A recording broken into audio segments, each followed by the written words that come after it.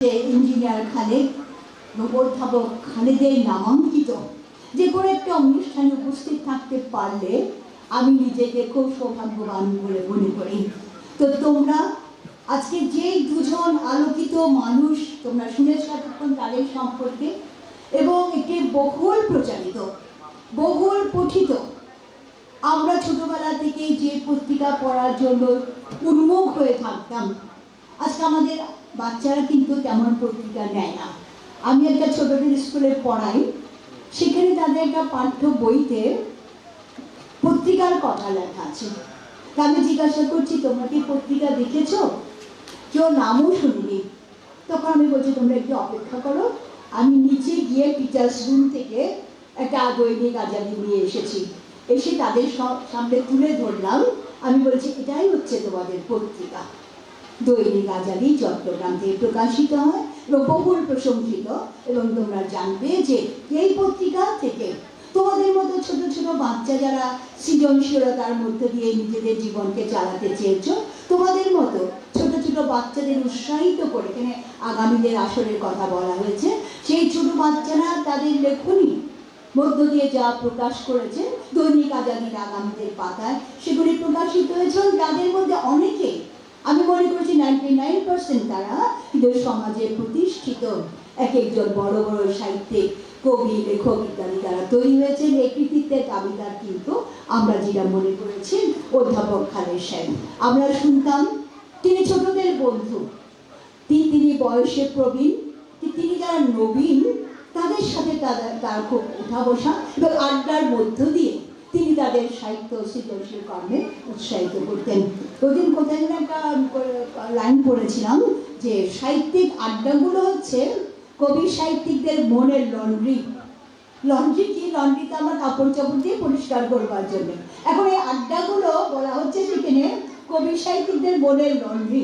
কেন? সেখানে তারা পরস্পরের সাথে ভাবের আদান প্রদান করে নিজেদের ভেতরে যে অপূর্ণতাগুলো রয়েছে সেগুলি পূর্ণতার আবির্ভাবের সুযোগ পায়। তো এই আড্ডাটার মধ্য দিয়ে অনেক কবি সাহিত্যিক তৈরি হয়েছে। তো তোমাদের জন্য যে বইটা রাশেদ বললেন, এই বইটা কিন্তু শুধু শেলফে রাখবার জন্য নয়, কিন্তু আমরা বই যখন পাবো সাগ্রহে, সেই বইটার ভিতরে কি লেখা আছে সেটা আমাদেরকে বুঝতে হবে। এখানে দুজন বরেণ্য ব্যক্তির যে জীবনী, সেই জীবনী তোমরা পড়বে। আজকাল আমাদের বাচ্চাদের সামনে আমরা মহৎ জীবন বোধের অধিকারী মানুষকে তুলে ধরতে পারছি না। আমাদের সামনে এখন মডেল রোল হয়েছে ভিন্ন খাতের কিছু মানুষজন, এবং সেটা থেকে মুক্তি পাওয়ার জন্যে আজকে এই শিশু মেলাটির আয়োজন।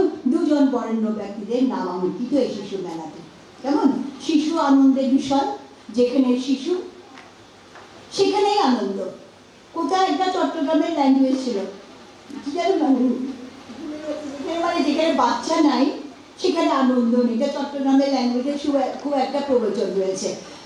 আর এখন আমি যেটা বলছি, একটু আর সময় নিচ্ছি না তোমাদের, তোমরা প্রতিযোগিতা নেবে। কেমন প্রতিযোগিতায় অংশগ্রহণ করবার জন্য নিজেকে একটু তৈরিও করতে হবে।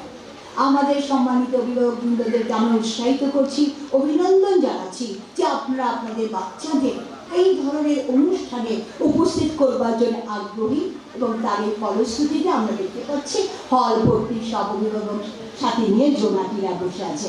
তো আপনাদের সকলের জন্য শুভকামনা।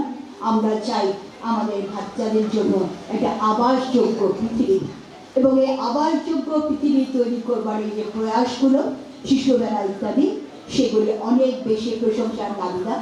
আমি তাদেরকে অভিনন্দন জানাচ্ছি তাদের সুন্দর প্রকাশের জন্যে। আজকে যিনি এই শিশুমেলার উদ্বোধন করেছেন তিনি আরেকজন গুণী মানুষ। তোমরা যখন তার কথা শুনবে তোমরা দেখতে পাবে তিনি কত পাণ্ডিত্য, তার ভিতরে কত জ্ঞানের ভাণ্ডার, সেগুলি তোমরা শুনবে। একটু সময় নিয়ে আমরা শুনতে চাই, আর আমাদের জ্ঞানের পরিধিকে আরও বাড়াবার জন্য যারা এখানে বক্তব্য রেখেছেন তাদের জন্য আমি অভিনন্দন। আপনারা সবাই ভালো থাকুন, শিশু মেলা অনেক অনেক বেশি সফল হবে।